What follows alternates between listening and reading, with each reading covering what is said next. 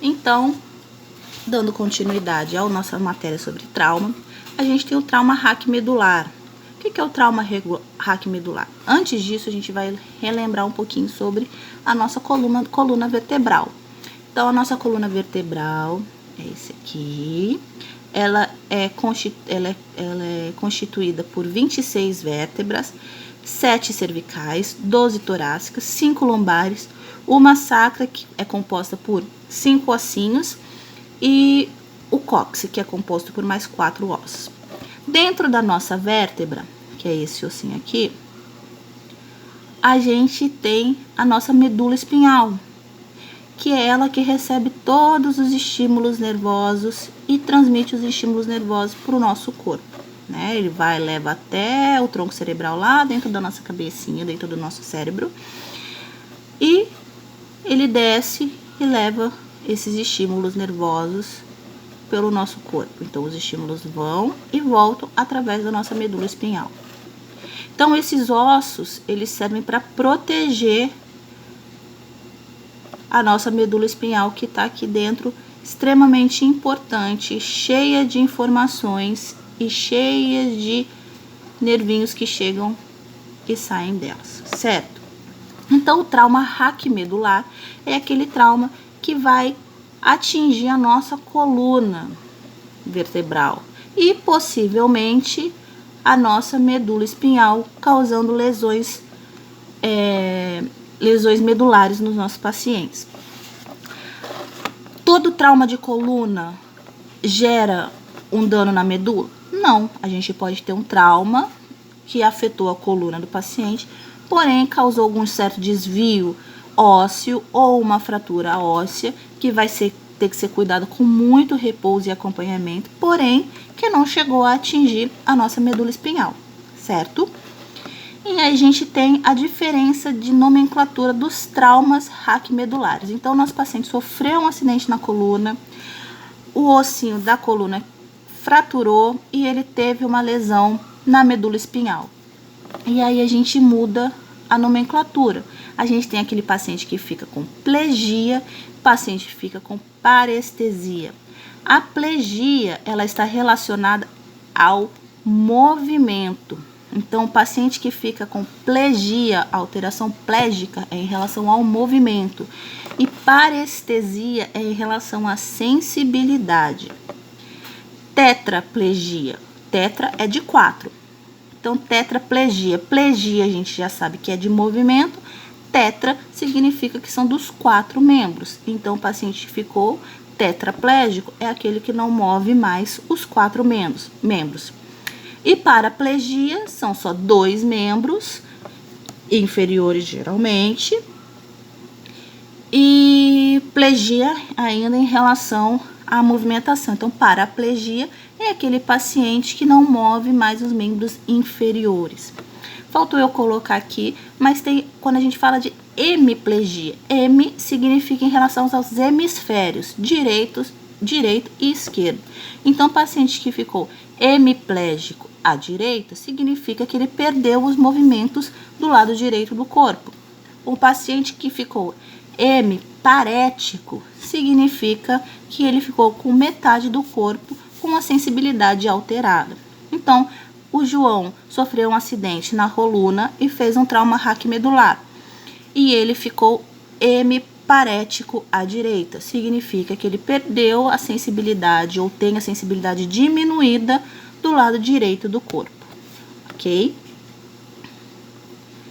Então, o trauma raquimedular ele pode causar lesões temporárias, permanentes na função motora, sensitiva ou anatômica. Né? Então, o paciente ele pode perder função motora, que é em relação à plegia, sensitiva à paresia, que a gente falou ali, e anatômica, ele pode ter alguma deformidade em decorrência dessa lesão. Ela pode ser temporária, né? Pode, de repente, depois de reabilitação, o paciente retomar essa função, ou pode ser permanente, pode não ter mais o tratamento e o paciente ficar com aquele comprometimento para sempre. Uma lesão primária é aquela imediata ao trauma, penetrante ou compressivo. Aconteceu o trauma, pronto, o paciente ficou sem se mexer mais os membros inferiores. O paciente ficou paraplégico para sempre. Ou ela pode, imediatamente ao acidente, ou ela pode ser secundária, por conta de diversos eventos bioquímicos que vão acontecendo dentro do organismo após o trauma, que elas vão diminuir a perfusão daqueles membros do paciente e aquilo, ou gerar um processo inflamatório, uma compressão, que aí o paciente vai ter essas lesões posteriores ao acidente. Então, por exemplo, sofreu a pancada. Naquele momento não houve nenhuma lesão na coluna naquele momento.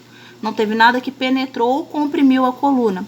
Mas o processo inflamatório que se gerou ao redor da lesão, aquilo pode fazer uma hipoperfusão, pode diminuir a perfusão sanguínea e acabar causando uma lesão raquimedular no paciente. E aí a gente também tem aqui o choque medular, que ocorre imediatamente após o trauma, apresentando perda dos reflexos motores, inclusive anal, né, o esfíncter, o paciente que faz um relaxamento de esfíncter, sensibilidade e controle térmico alterado, podendo durar de 3 dias a 6 semanas, então ele é temporário, tá? Lesão cervical alta geralmente causa tetraplegia e lesão abaixo da torácica 7, paraplegia. Os diagnósticos são feitos através de exame físico, raio-x de coluna, tomografia e, sendo necessário, ressonância magnética. Os cuidados da enfermagem com o paciente vítima de trauma raquimedular. Estabilização da coluna. A gente precisa estabilizar essa coluna para que esse paciente não tenha um agravamento da lesão, ou se não teve lesão, para que não tenha. Então, a gente utiliza colar cervical, prancha rígida e head block. Então, colar cervical, prancha rígida, que é essa aqui de baixo, e o head block, que head de vermelho, mas não são vermelhos, são amarelinhos, que a gente coloca do lado da cabeça do paciente, para no transporte essa cabeça não chacoalhar de um lado para o outro e acabar causando mais lesão cervical. Manter o alinhamento da coluna, então a gente vai mobilizar esse paciente em bloco, para que a gente não torça a coluna do paciente, vamos dizer assim. E aí a gente vai movimentar o paciente, lateralizar de uma vez só, tá vendo? Vai higienizar o paciente, precisa trocar a fralda, precisa lateralizar o paciente, vai fazer mudança de decúbito, sempre em bloco. Então a gente coloca as mãos cruzadas sobre o quadril do paciente, uma mãozinha do quem tá na frente, em cima, no ombro, e a outra na proximidade ali do joelho. Quem tá na cabeça, que vai comandar o movimento, então ele vai sinalizar 1, 2, 3 e todo mundo vira. Ele vai estabilizar a cabeça e esses outros dois simultaneamente com quem tá na cabeça vai lateralizar o paciente, certo? Neurocheck é avaliar o nível de consciência, sensibilidade e força. Nível de consciência, escalinha de coma de Glasgow, que eu vou falar num outro vídeo com vocês. Sensibilidade, realmente ver se o paciente sente, né, o toque, sente a manipulação. E força, pedir para ele apertar a mão, aperta a mão direita, aperta na mão esquerda, e a gente faz a avaliação. Cuidados com broncoaspiração, na oferta da dieta. Se esse paciente não tiver com sonda, tiver ainda com dieta oral, observar, tomar cuidado para esse paciente não broncoaspirar. Manter circuito de aspiração próximo, avaliar sinais e sintomas de náusea. Por quê? Porque se esse paciente vomitar, se esse paciente tiver um episódio emético, ele não tem como se virar, porque ele tá com colar cervical, às vezes ele tá ainda estabilizado na prancha, como é que ele vai virar para poder vomitar? Então a gente tem que observar, o paciente tá aqui reclamando, tô enjoado, a gente já sinaliza ao médico que precisa fazer uma medicação emética, antiemética, para esse paciente não vomitar. Cuidados com a integridade da pele. A gente tem que tomar muito cuidado, porque esse paciente vai ser um paciente que a gente vai manipular pouco, para evitar lesão. Então, sempre que a gente for fazer, mobiliza o paciente em bloco, faz descompressão das proeminências ósseas, hidrata bem essa pele, protege calcâneo, protege região escapular, região sacra. E atenção ao colar cervical, porque por mais que o colar seja de espuma, ele tenha